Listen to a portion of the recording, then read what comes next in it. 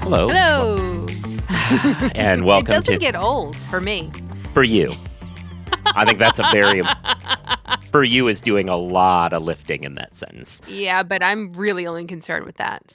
So welcome to Thinking Like a Lawyer. I'm Joe Patrice. That's Catherine Rubino. We're editors at Above the Law, and we bring you this podcast every week where we round up some of our thoughts on some of the bigger stories of the week in the legal industry.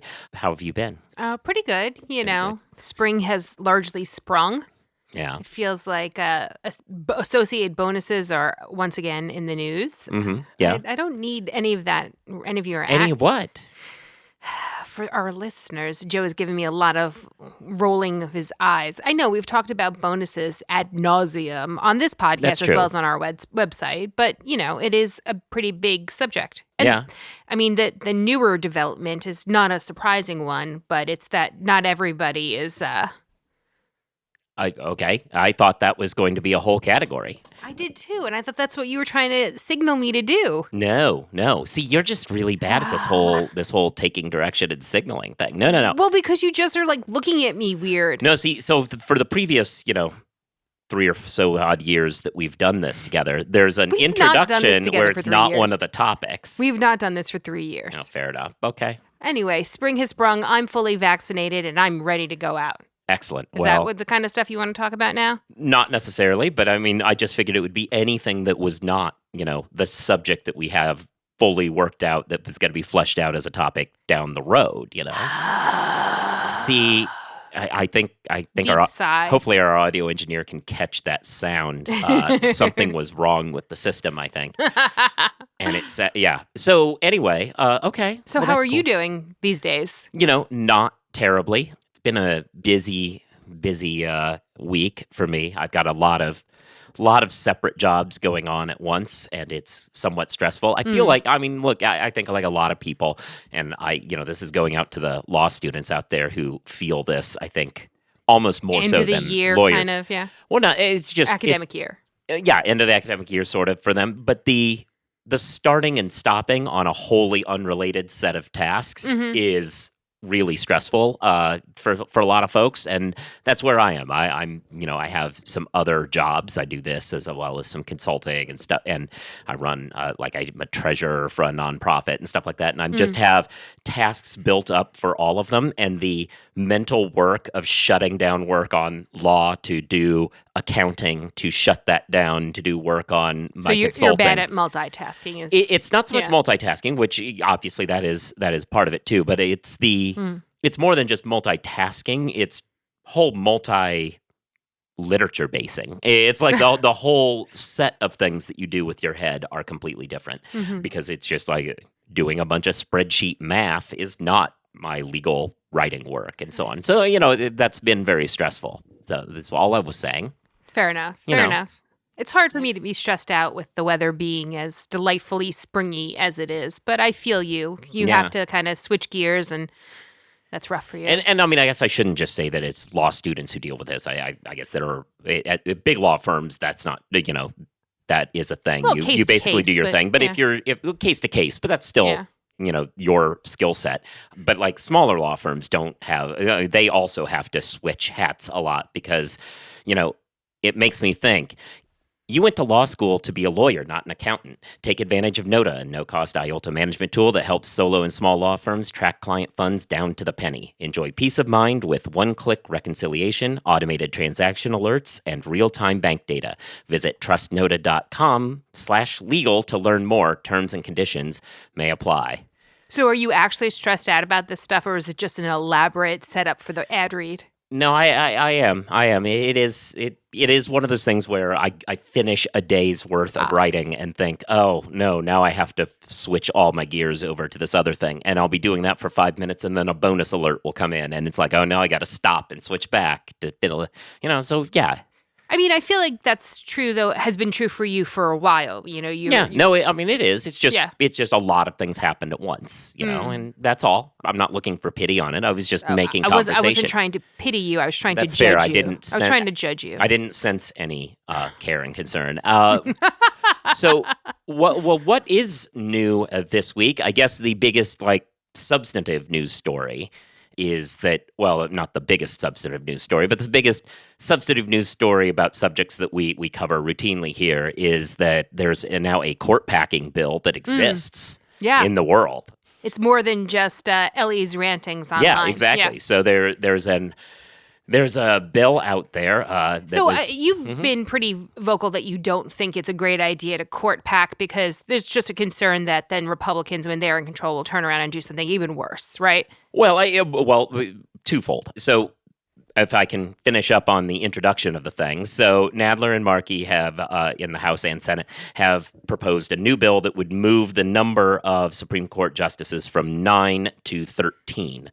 This would correspond conveniently, and I'm sure entirely accidentally, into making the ideological balance of the court move from being a 6-3 conservative majority to a 7-6 liberals to progressive majority. So purely coincidental, I'm sure. Absolutely coincidental. Yeah, so I have generally been against it, and there is a part of it that is it could lead to the retaliation. I mean, I often use the example of the classic Simpsons Treehouse of Horror episode that ends with, they'll just keep making bigger sticks with bigger nails in them until one day they build one that will destroy them all. Like, I think you do this, next time around they do the exact number it takes to move it back the other way, yada, yada. It keeps going. But I'm actually even less concerned than the tit for tat of it going on forever than I am just the delegitimization of the court that takes place when every election ends with another expansion to add more people. Well, query whether or not some of the delegitimization has already occurred and is occurring in the status quo because of sort of the way that the Republicans have flip-flopped on when you can and cannot appoint Supreme Court justices. You know, I think that sort of the hypocrisy between the Gorsuch nomination and the lack of a Merrick Garland nomination and Amy Coney Barrett, really kind of put a lot of that delegitimization already on the table. Sure. This is not solvency for that problem. No. It's but it's a uniqueness claim, right? Right. Well, that if the court is already delegitimized, what does it matter? I think the problem is that this harm here is what I would call linear, and it just keeps getting worse. And the mere fact that there is one side that has already engaged in some manner of delegitimization is not a reason to blow up the whole organization, I think. And it's also, and we've talked about this on this show, not you and I, but when Ellie was still hosting this show with me, back in the glory days. Oh, wow. Wow. Wow. Yeah. Bringing it. Yeah. You just want to talk by yourself for the next 20 minutes or so? Okay. Anyway, but no, back then we used to have the conversation. I'd say that when he would argue for these sorts of reforms, I would say, look, the problem is it's about victory conditions. Sure. And some games, different players have different things that constitute a victory for them, and that makes strategizing more difficult. For the Republicans who have built, at least as far back as the Goldwater-Reagan era, have built their ideology around the idea that when the government doesn't function, that's good. It proves their point. It proves the government's bad. And so they don't have as much of an interest in the government working, whereas Democrats, everything they do requires a fundamental belief and trust by the public that the government is able to do its job. So when you're talking about delegitimizing institutions, one side has no problem doing that because it helps their victory condition, and the other does. And so that's why the retaliation of, well, then we'll just break the institution in our direction is fundamentally flawed, because it just creates a situation where the Democrats delegitimize themselves, which is a problem because Republicans can continue to be hypocritical forever because it works to their advantage, whereas Democrats can't. But I think the other kind of counter to that, right, is that Republicans have successfully fundraised and kind of campaigned on the notion of the Supreme Court, right, more effectively than the Dems have, frankly. Sure. And so if it's a question about delegitimizing the only thing, or one of the big factors in getting them elected, perhaps that creates more problems for the Republicans than for Democrats. Well, no, I mean, it just underscores their argument to their voters that the Supreme Court is the most important thing, and the only answer is to elect us because the Democrats are trying to blow it up. I mean, that will be the pitch. And we can see that pitch is, while in most parts of the country, it seems a little esoteric to talk about the Supreme Court. We saw that, especially what happened in Maine, where you had Susan Collins, who is the second least popular senator in the country right now, but still winning the re-election, even though they were polling terribly at the beginning of it, on a campaign that largely doubled down on they'll court pack if you don't vote for her. And I think there are a few seats that really locked into this, and we see that it can be successful because the public generally is not pleased with the idea of packing. Our argument has historically been around here, well, I guess not around here because Ellie was here, but my argument has been, and the argument shared by nonpartisan organizations like Fix the Court, that the answer is some version of Lawrence Tribe's proposal to create an active panel Supreme Court and have people stagger off of it. Term limits. Basically term limits. Right. Not that they would cease to be justices or judges. Because the Constitution is the thing. Well, sort of. It's questionable whether the Constitution really says what people think it does when it says good behavior. But assuming it is that meaning, the argument would be that after a certain period, you would leave the active duty Supreme Court. You would still be around to fill in. You would still get paid. You would still be able to ride circuit, do all those sorts of jobs. But the active panel of the Supreme Court would continue to turn over. Every 2 years, one person would leave and a new person would come in. And that would create a world in which you could be an 18-year term on the active court. Still stays at 9. Fixes a lot of these problems, returns the court to being something where there's lower stakes for every individual nomination, have more of a balance that it's a lagging indicator of what the electorate believes, as opposed to somebody getting in and 3 people happening to croak at the same time. Another problem of just adding a bunch of people in one fell swoop, of course, is you're just setting up a situation where in a decade and a half, that all 4 of those new justices are all going to be up at the same time, and who knows who's in office at that point, which is another problem with just wholesale adding seats in one swoop.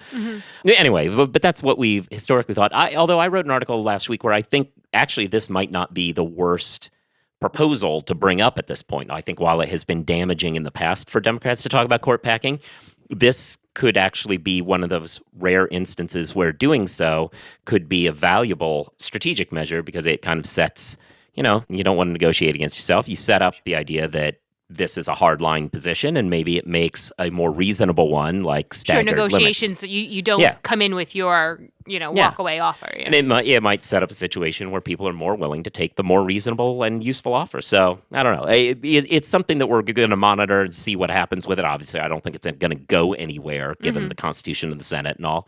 But it's an interesting idea that could have some strategic value and maybe making it more likely that people cross over for something else. Sure, but the other part of that, of course, is that, we kind of have a clock going to the next Senate election where the Democrats might lose their slim majority, right? So if there's things that need to get done that are considered, must-dos, they're... Yeah, but I mean, this isn't doable now.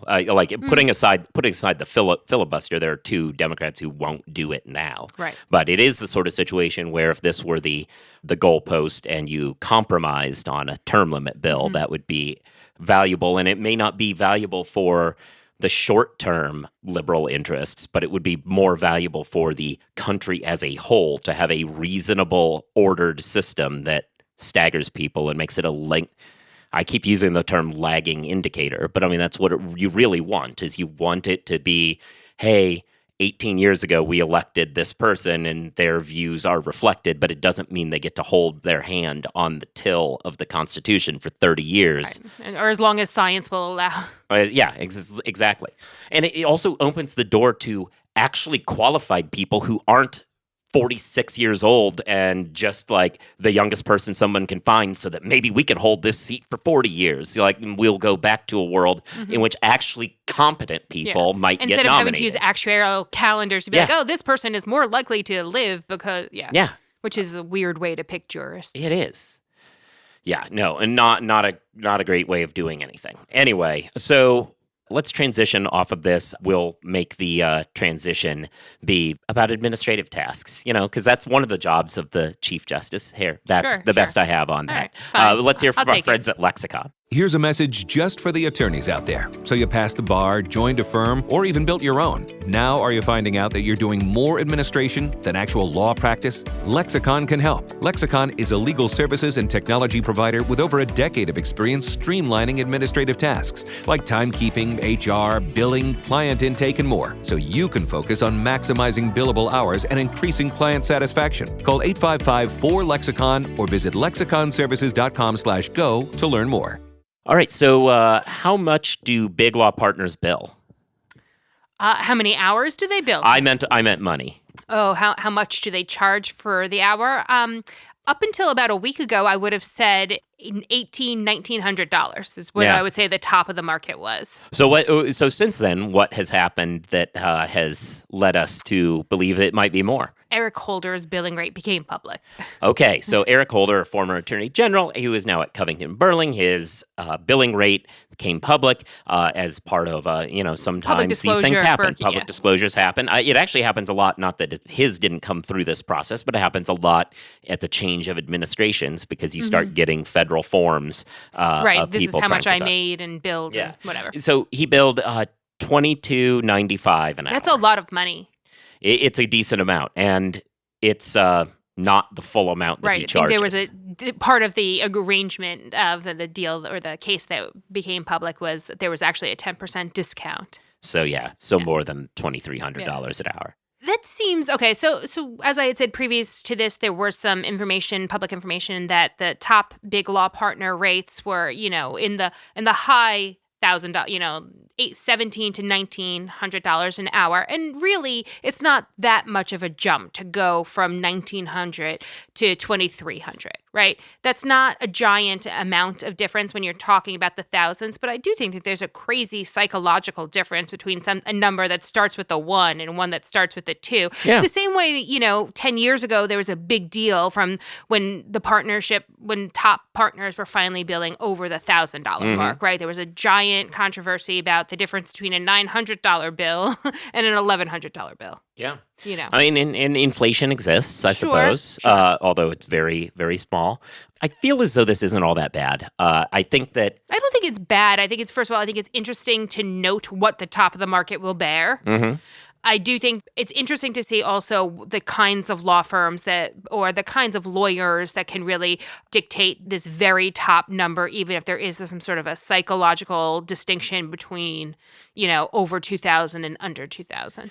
I think that there's one aspect of this from my perspective, and look, there are issues with revolving door between public and private that are problematic. Sure. We write a lot about the revolving door project's work on this. That said, I feel as though one reason why someone like Eric Holder can bill what he bills is when you think about the law firm industrial model, a lot of money gets generated by leveraging associate efforts. That you bill them out less, but there's more of them doing a lot more work. And so the pyramid works out that the partner isn't billing quite as much, but is collecting more because they're leveraging a bunch of associates. That said, I feel like, to me, and maybe I'm wrong, I haven't seen, what Eric Holder works on. I feel as though Eric Holder doesn't get hired for the sort of matters that lend themselves to a ton of leverage. I don't think he's running a run-of-the-mill civil trial that has 30 associates running around on it. I feel as though people are calling Eric Holder to deliver some kind of expert opinion on criminal matters that are complex, but also ones where it's mostly he's going to be the one who calls up the DOJ and argues with them and so on. I'm sure there are associates, people helping him collect his materials, but I don't think it's like a 20, 30 associate army that he's at the top of. It's probably a one-on-one, maybe one-on-two kind of a job. So, but doesn't that kind of mitigate the other way, saying that because Eric Holder is doing the bulk of the work on these matters, that the higher rate is more egregious because there's more hours that he's sort of billing? So, I mean, I guess there's that, but I'm not even necessarily saying that there's more hours as a cumulative thing either. I think, though, that his specialized knowledge is getting rewarded with this higher rate, and the fact that he can't be pushing work down on as many other people, at least not as much to get the kind of big leverage advantage. That makes some sense to me. I mean, I don't know. Listen, I have written in defense of Biglaw billing rates on numerous occasions in the past. There was a big kerfuffle when I think Barbara Jones's billing rate became public. Oh, she bills over $1,000 an hour. And I was like, that's fair. That is a fair market rate for her knowledge for Biglaw partners in the $1,000 range. I thought was very fair. And I even, having written that numerous times in the past and believing that, that's kind of what the market bears, seeing that number was a bit of a shock even for me. Oh, there you go. Yeah. Good job. No, it is shocking. But again, I don't know. I feel as though this is something that is probably more unique. I don't think that there are even very well... in terms of specialized knowledge, for sure. Yeah, I think there are even very important and well-known and trusted bet the company litigators who are not billing at this level because the model doesn't work the way where they need to. They can bill $1,600 an hour and bill very few hours themselves because they're farming it out to associates who are billing $600 an hour and billing a crazy ton. And the partner is only being involved for very high level intervention. But the other part of that, of course, is that now that this billing rate has become public, it's sort of tacit permission amongst the industry that if you have the people that you think are on that level, it's okay to kind of cross that Rubicon of $2,000. Yeah. No, I think that's very true. And, that's one way to make money, is to just keep raising your rates. I mean, law firm demand has been down for not down, it has been barely increasing for many years. Sure. And people have been making more money by raising rates. And, hey, that's one way to do it. And it's one way if you were trying to answer the question. How have law firms weathered previous economic downturns and come out stronger on the other side? LexisNexis Interaction has released an in-depth global research report confronting the 2020 downturn, lessons learned during previous economic crises. Download your free copy at interaction.com/likealawyer to see tips, strategies, plans, and statistics from leaders who have been through this before and how they've reached success again. I actually think the tone of your voice changes slightly when you're excited about your intro to the ad read. Oh, yeah? Yeah. Oh, interesting. Yeah. I mean, I don't know. Maybe I've just been listening to you read a lot of ads in my life, but yeah, it feels obvious. Fair enough. All right. That said, partners making a lot more money, associates making big bonuses. Who isn't? As I sort of previewed earlier. Yeah. Not everyone is getting the big special bonuses that we've been writing about. Oh, really? Oh, really? Tell us about that. You're such a jerk. Well, I'm of course talking about counsel. It's sort of that, in-between space between associates and partnership, and oftentimes they get left out of the bonus structure. We wrote about some bonuses the end of last week at King & Spalding, and no mention of what counsel will be getting, if anything at all. And we heard from some tipsters at the firm, and I think counsel are rightly annoyed that they have not received word what, if any, special bonuses they're going to get. This puts counsel in an awkward position where they're oftentimes making less money than the associates that they are managing. I don't think you want to put folks in that position. Yeah. The counsel job is a weird hybrid job. I feel as though it is, in some ways, it's kind of the best and worst of all possible worlds. The golden handcuffs analogy is very apt when it comes to counsel, because you are making more money than associates as a general matter. Not necessarily the people in their 8th year who are getting the giant bonus, but you're mostly making more money than associates. That said, you're just kind of barely making more money than associates. Now, on the other hand, those associates are largely getting weeded out over the years, but you've made it to a point where the firm has determined that your services are valuable enough that you get to stay. That's what makes it more bizarre, right? Like a firm has affirmatively said, you are valuable to our business, right? Because listen, a lot of firms do an up and out kind of model. If you're not up for partnership, then you're out the door, But this is folks that say, no, you are valuable. You have some knowledge, some skills that either you'll be up for partnership in just a few more years, or, you are good at what you do, and we don't want to lose that valuable talent. Yeah.